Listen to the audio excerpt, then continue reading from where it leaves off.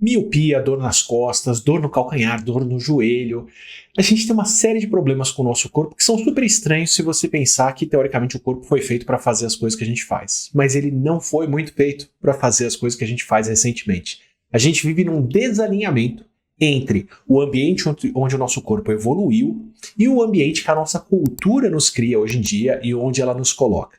Quem estuda isso e quem me ensinou muito sobre isso com um livro fantástico chamado A História do Corpo Humano é o pesquisador de Harvard Daniel Lieberman, que trata muito desse desalinhamento entre a nossa evolução e o nosso ambiente moderno. O livro mais recente dele, além da História do Corpo Humano, que eu recomendo muito, é o Exercised, que é um livro sobre por que é difícil de fazer exercício, mas fundamental, o recado que eu tenho que absorver e levar mais em conta. Ele ainda não saiu em português, assim que sair, recomendo para você, ou se você pode ler inglês, as duas obras dele são fantásticas.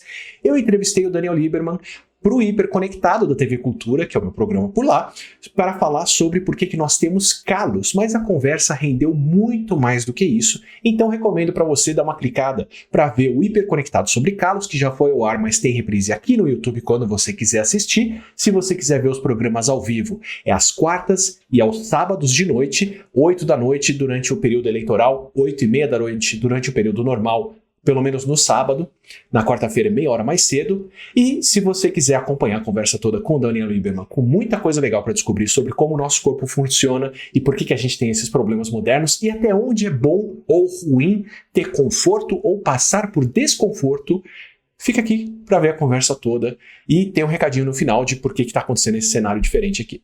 So, thank you very much for coming here, Professor. So we would like to talk about our bodies and the changes that our bodies experience given our lives and given our past evolution and the history of the human body. So you have written the book about the history and evolution of human body. And usually when I see someone talking about changes in our body, they give examples like, oh, we'll lose our wisdom teeth, or we'll lose our little finger of the foot that we don't use nowadays, as if having any problems with them nowadays is a signal that evolution is changing. Would you say it is the case? Well, I mean, evolution hasn't stopped, right? I mean, we have a pretty, we see that every day now with the pandemic, with the coronavirus, right? I mean, it's happening in front of our eyes, and evolution is still going on, and it's going on both for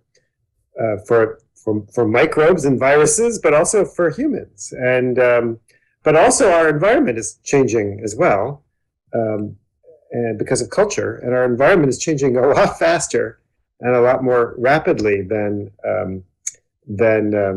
our genes, because genes can only change every generation, but environments can change almost instantly. So we have this complex, mix of features in our body, many of which are ancient adaptations, and some of which are no longer all that important as adaptations. But sometimes we don't realize how important things are until we miss them, right? So you just mentioned the little toe, right?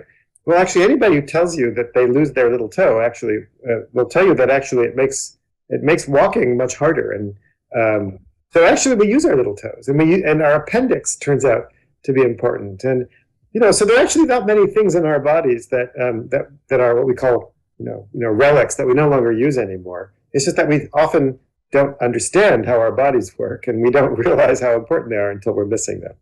Third molars, I think we can all agree that now with cooking and all that, we don't need those. But for the most part, pretty much everything you have in your body, you probably need.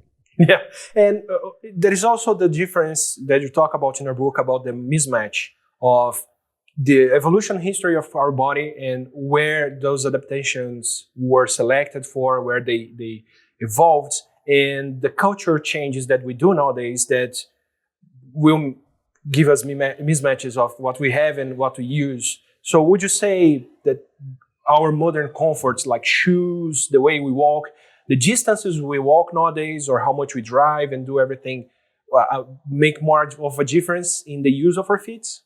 Well, for sure.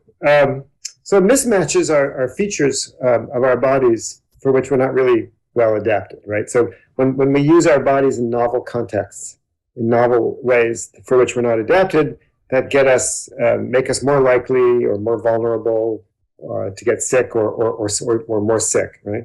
And there are lots and lots of examples. Obviously, we're poorly adapted to eating certain kinds of foods or smoking, right? Smoking is an obvious sort of simple mismatch. Jet lag is a very simple mismatch, right? But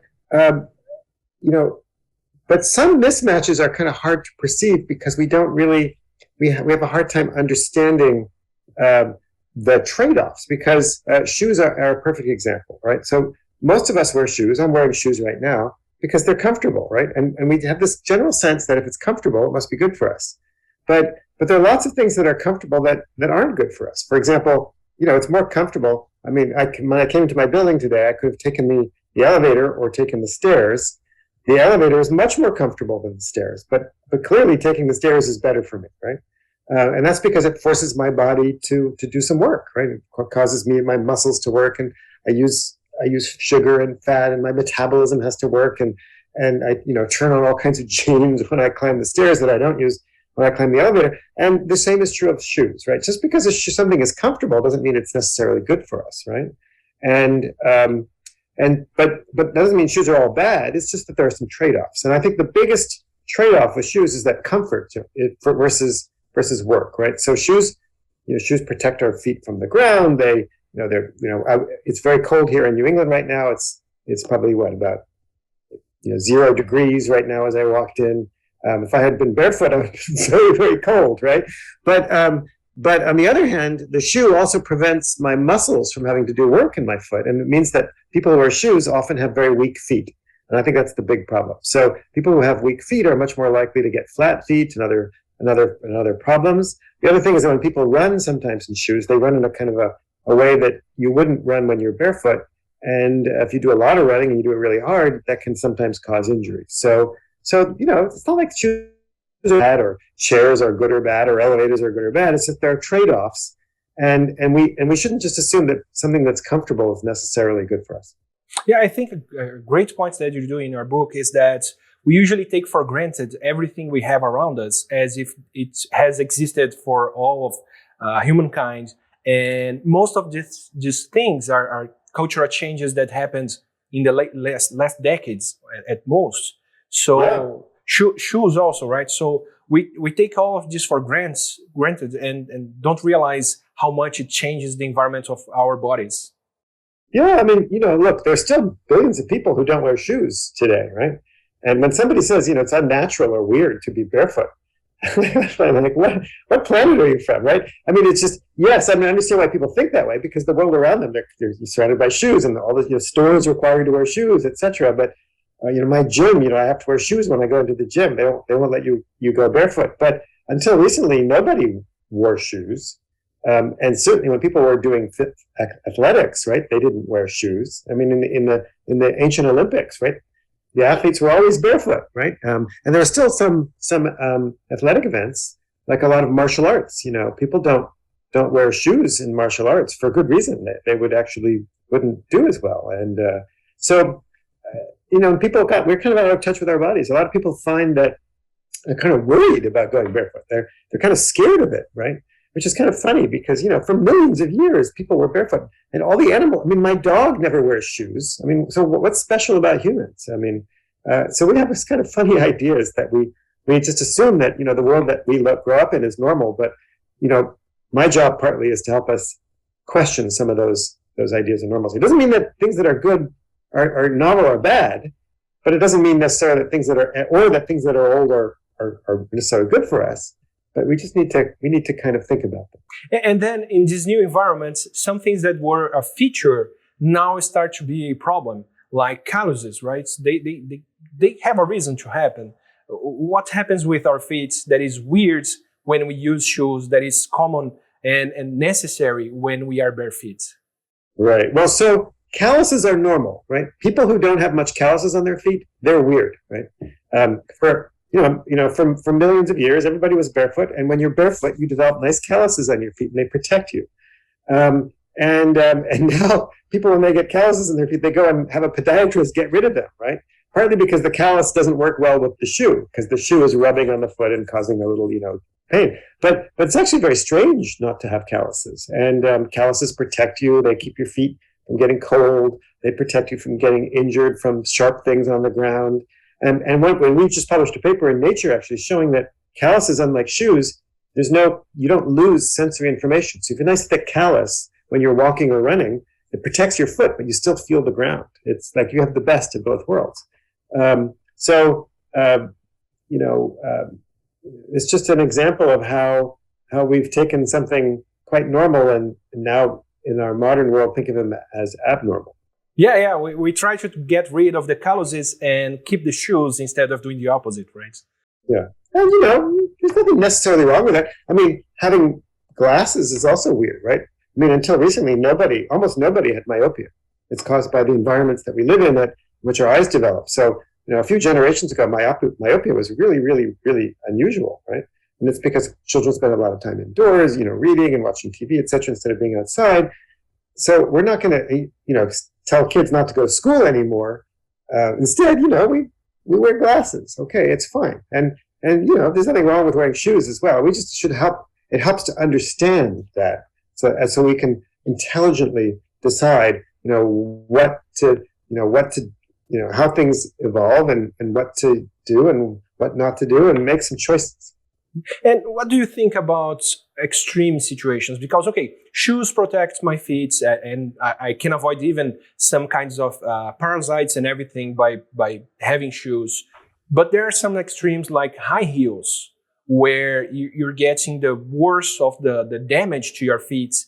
And I wouldn't say you get most of the benefits, or else everyone would use them, not only women in specific kinds of situations.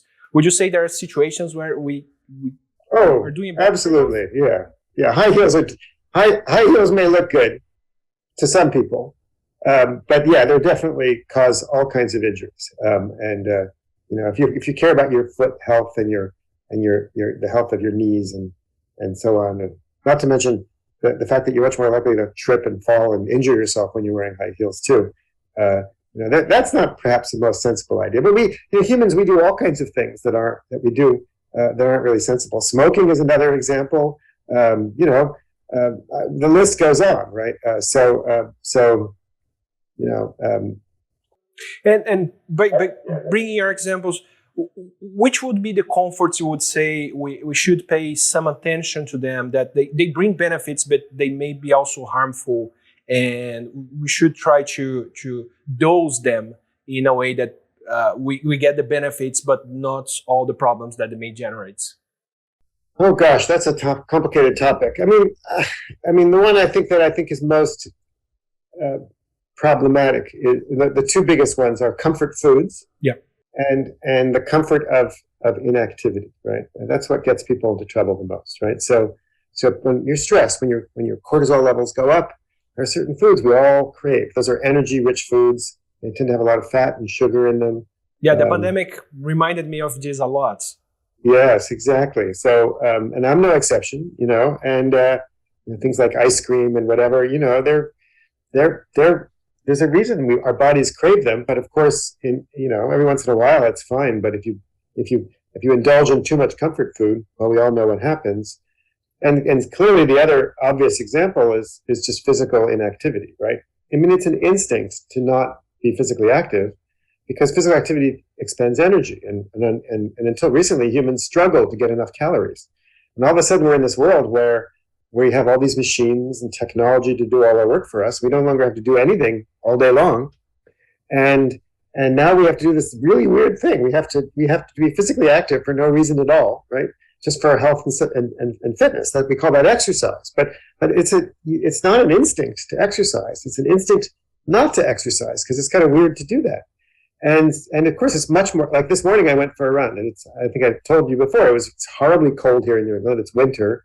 It's like about to snow, and I didn't want to go for a run. It was not very pleasant, right?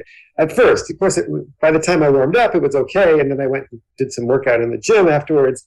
But I had to kind of force myself to do it, and I had to overcome basic instincts to not do it, and we need to, instead of judging people for not exercising, and judging people for having cravings. We need to be compassionate and understand that those are natural and normal, and that we evolved for those cravings, we evolved for those instincts, and that we need to compassionately help each other overcome them in this very strange world that we now live in, that requires us to, like when in the past could you get any food that had a lot of fat and a lot of sugar? There's only one food I can think of, and that was your mother's milk, right, when you're very young. And then after a few years, that's it, right? For the rest of your life, there are no foods that were both full of fat and full of sugar. But of course, we crave them, right? And now, of course, we created them. You go out to the store, and there's as many as you can afford, right? And the same is true of physical activity. We never had to, go running or go to the gym or get on a treadmill and all that.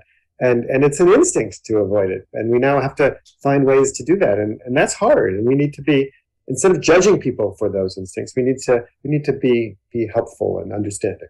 And in your latest book, you approach specifically the problem of exercise, right?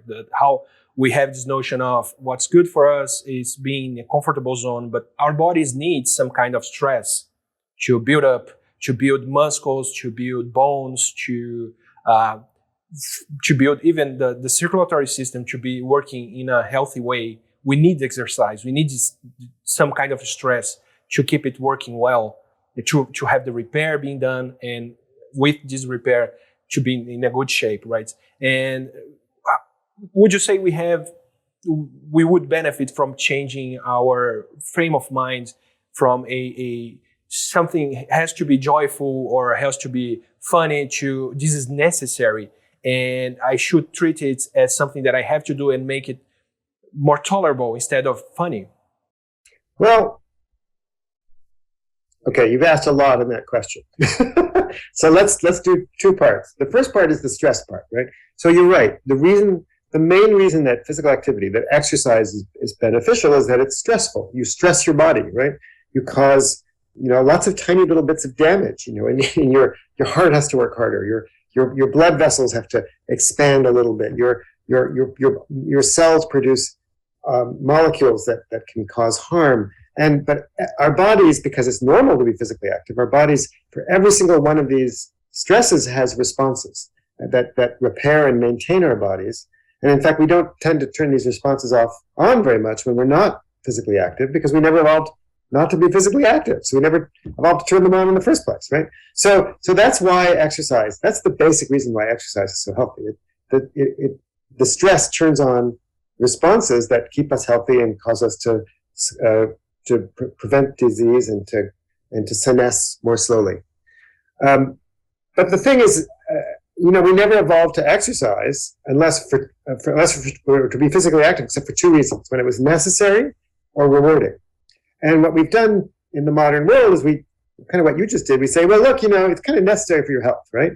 If you want to get diabetes or whatever, you need to exercise. And so what we've done basically is we've medicalized it. We would say, exercise is medicine. You need to take this medicine if you don't want to get sick. But you know what? It doesn't work for most people, right? If you're a 20-year-old, you're like, okay, I'm supposed to exercise now, but I'm not going to get sick for another 40, 50 years. I don't care, or even today, like, okay, I'm going to take the elevator today, and maybe I'll take the stairs tomorrow. We always put things off. And I think if we really want to help people be physically active and to exercise, we need to remember, again, what I just said, that we evolved to be physically active for two reasons and two reasons only: when it was necessary and rewarded. So in addition to making it necessary, I think we need to make it rewarding, right? We need to make it fun, right? And the best way, I think, to make it fun is to make it social, right? Exercise with somebody, or find another way to make it social, like listen to something when you're exercising, or listen to a podcast, or some really good music or something like that can make it more fun. Or meet a friend and go walking, or whatever, play football with friends. Or there's so many ways to make it social. And I think go dancing. I mean, dancing is a wonderful form of exercise that is social and fun, and people don't even think of it as exercise. So I think if we're going to try to help people be more physically active, I think we should focus more on the rewarding, the social part, than on the necessary part, because that's what's going to work. Yeah, I'm sorry. What I meant is it's not intrinsically fun all the time, and we won't necessarily enjoy just by doing it. We have to make changes to what kind of exercise we do if we want to enjoy it and keep doing it, right? Correct, exactly. If you don't enjoy it, I mean, the vast majority of us aren't going to do it. I mean, most of us, we want to enjoy life for good reason, right? So we need to work hard to find ways to make it enjoyable. And you've spoken about the medicalization of exercise, of medicine coming to the exercise and saying, we need to do this much in this situation, this and that. Would you say the opposite should happen? I mean, bringing evolution to medicine? Because I feel that many medical problems that we have nowadays, if you don't look at them as an evolutionary problem or as a mismatch, as you've showed so many, you won't understand it, and you won't even find a solution that is applicable to most people, unless you understand that our body has an evolutionary history and has evolved under certain circumstances. Would you say we have to bring evolution to medicine? Well, of course. I mean, that's my goal, right? I mean, I think that, look, our bodies weren't designed, right? They weren't engineered by somebody in a laboratory. They evolved over millions and millions of generations, and so if you want to understand why things are the way they are, you need to take an evolutionary perspective, and that is especially important for things like disease, right? If you want to understand why we are vulnerable to heart disease and heart attacks, and why we're vulnerable to cancer, and why we're vulnerable to diabetes, all of those, you can't understand them unless you take an evolutionary approach. I mean, you can understand some of the mechanisms at the cellular level in the lab, but you won't understand why humans are prone to being obese and why obesity causes disease. And furthermore, I think an evolutionary approach also helps us think about how to better prevent and treat these diseases, including cancer. So, it's not the only approach, but I think it needs to be part of the way we think about things. Because here's a stunning fact, right? People think that life used to be short, and that it was in the modern world. It's only in the modern world that people are able to live long.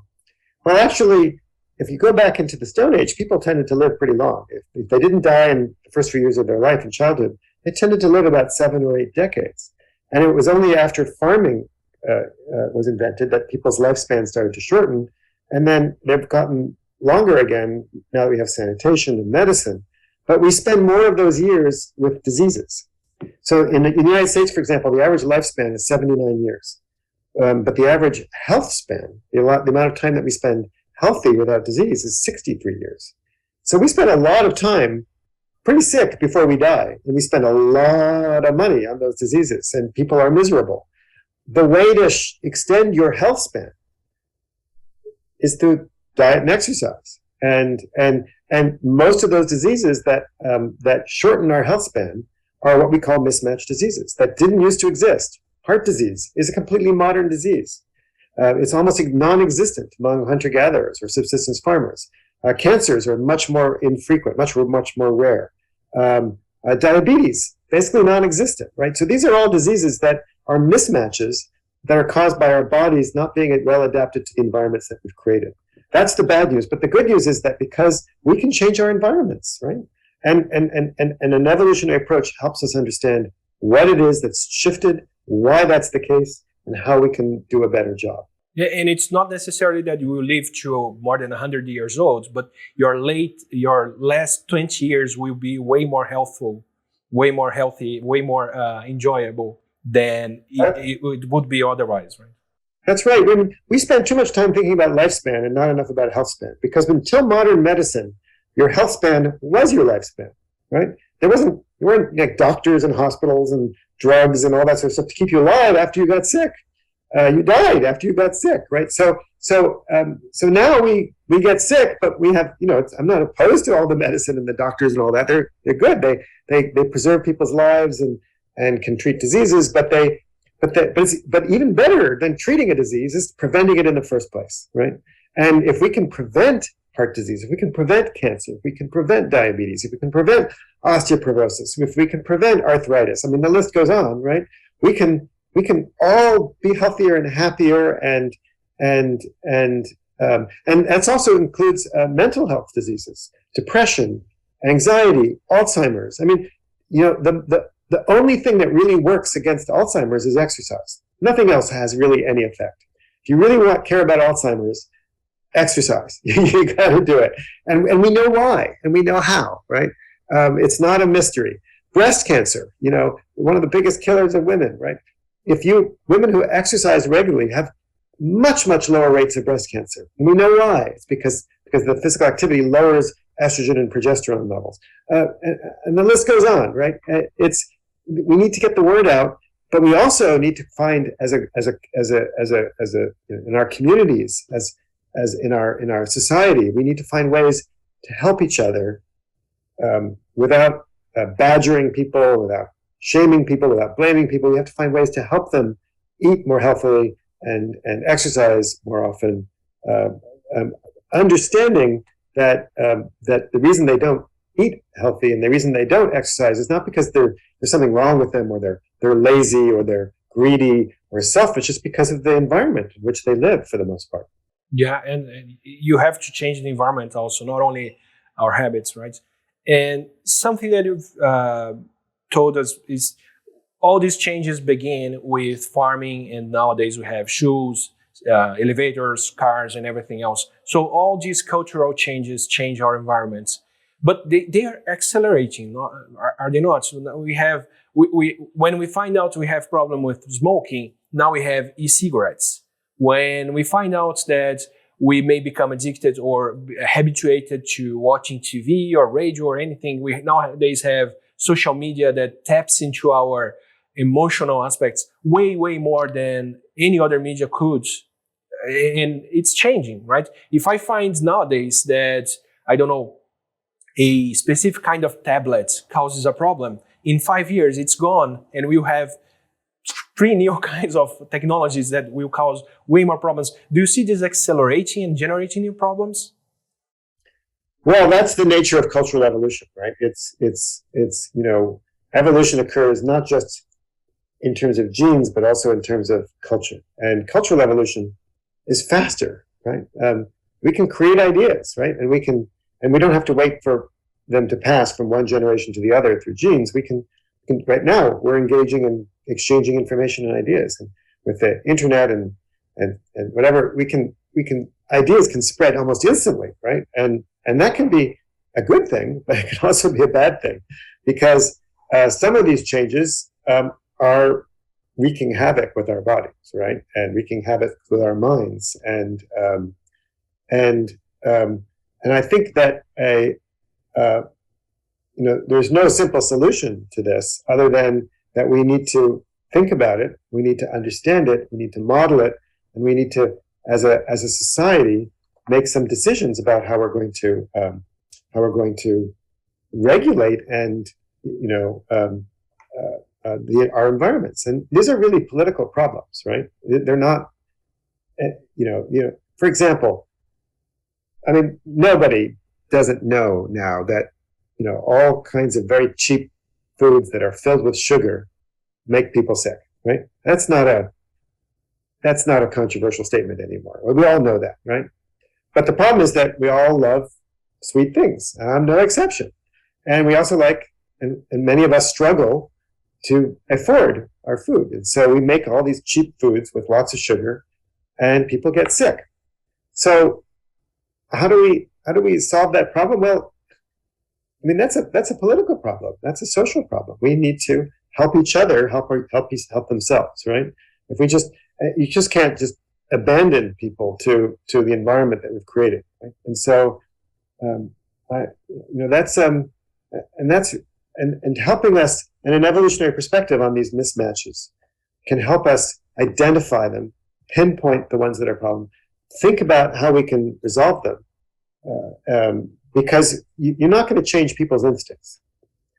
Those are really deeply sort of, they're innate. I was born with a tendency to crave sugar. I was born with a tendency to want to take it easy. I was born with a tendency to get afraid of certain things, right? We're not going to change those, but we can find other ways to nudge ourselves and coerce ourselves and agree on how we're going to change our environments but to do that best, we need to stand back from the world we live in and think about how our bodies and our minds interact with the worlds that we create. Yeah, we can't have only the people that develop foods or social media or anything understanding evolution. We need to have whoever decides about their use to also understand that this will be present, right? Yeah, and the pandemic has made that really obvious, right? I mean, in my opinion, the pandemic has just turned up the dial on the inequalities that we see, but also on the mismatches. I mean, look at who's more vulnerable to getting COVID, right? People who have hypertension, who are overweight, who have diabetes, who have various kinds of medical conditions that make them much more vulnerable because their bodies can't handle the immune challenge of fighting off this virus, which also, as we were seeing, is evolving in front of our eyes. I mean, we're seeing, Delta variant and the Omicron variant and the Mu variant, etc. They're all evolving. We're seeing it happen right in front of our eyes, right?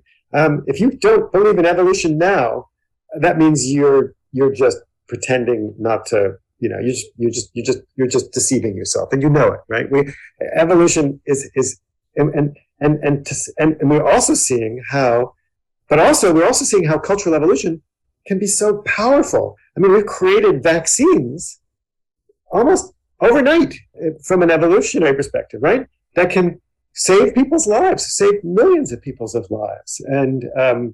But sadly, we're also seeing evolutionary trends of people spreading misinformation about vaccines too.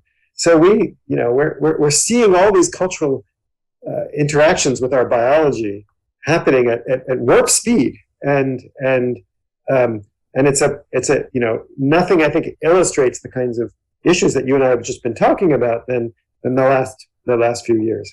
Yeah, and I would never imagine to see such a conflict of cultural evolution with natural evolution as seeing so many anti-vaxxers dying of COVID. Like, it's in their face. We see every day all the statistics of vaccinated people being well off, vaccinated people being away from the hospitals, away from ICUs, and yet people don't change it. Many are still in need of vaccines. I would say in the US specifically, it's a huge problem to have one of the first vaccines, one of the most advanced vaccine development programs in the world, and yet you have a third of the population getting COVID again and again because of our culture. Because they're people, just because you got great sauce. I'm in Cambridge, Massachusetts. Moderna is just down the street here. I can almost see it from my office window, right? People are people, and we need to understand that, and we need to understand why it is that they behave that way. Again, if you want to understand why anti-vaxxers feel the way they do, that's also part of an evolutionary perspective. Also helps understand that, right? People form coalitions, they form groups that have, and part of your identity in that group comes from sharing the same beliefs. And sometimes those beliefs can be really beneficial. But as we see with anti-vaxxers, and sometimes those beliefs can kill you. And yet people feel intense pressure to conform to their tribe, so to speak, right? And that has an evolutionary basis too. And instead of condemning them, we need to understand them and help work with them, because we're all in this together. The people who aren't vaccinated aren't just harming themselves. Of course, they're harming others because they're spreading the virus and they're getting other people sick. And one of the great cultural innovations of human beings is the golden rule. Do unto others as you would do unto yourself, right? As Jesus preached, for example. And that has that makes sense from an evolutionary perspective, makes sense from a cultural perspective. And I think we have to figure out how to help people understand that better. And if I may ask a last question very quickly, would you have any tip on how to do this, respecting individual liberties and people's creeds? I'm afraid I'm an evolutionary biologist. I'm not a psychologist or a political scientist. So I wouldn't consider myself an expert on this. I mean, I think we need to respect people's autonomy. People have the right to smoke.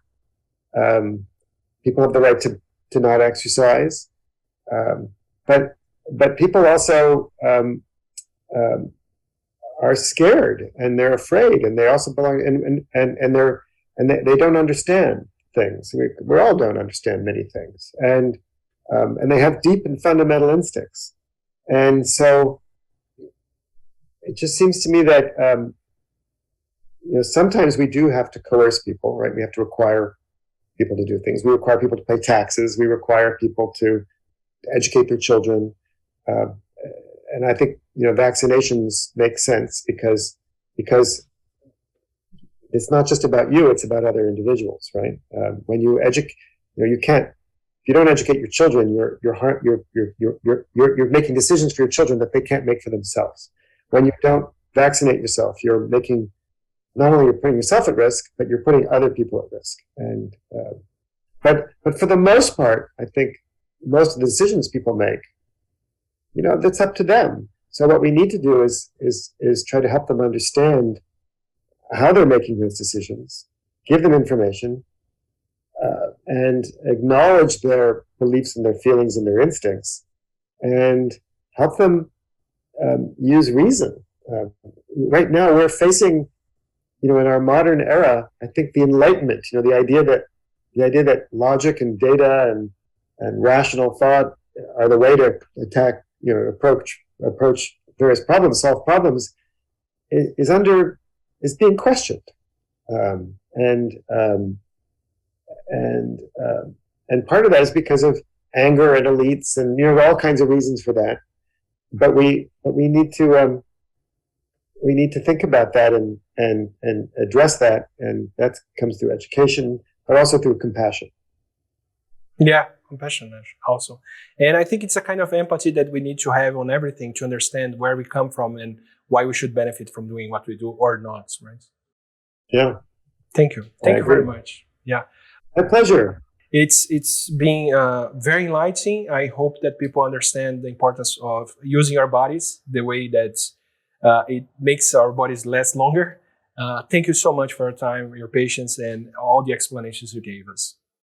It's been my pleasure. Thank you for asking. Espero que você tenha curtido a conversa. Eu com certeza adorei muito falar com o Daniel Lieberman. Tem outras entrevistas legais do Hiperconectado para entrar aqui no programa, no canal, para a gente ver. E desculpa o cenário meio estranho aqui, mas a gente está numa transição, indo para um novo espaço que a gente vai gravar. E até esse espaço estar preparado, eu vou acertando as coisas aqui no quarto, enquanto o jacarezinho dorme. Então, perdões aqui pelo cenário por enquanto, mas é temporário. Mais alguns vídeos e a gente está de volta ao programa que você está acostumado a assistir. Ou melhor, programa é na TV Cultura, né? Aos vídeos que você está acostumado a assistir por aqui. Se você não está acostumado a assistir por aqui, não esquece de se inscrever e assinar o canal para receber os próximos vídeos. Até uma próxima.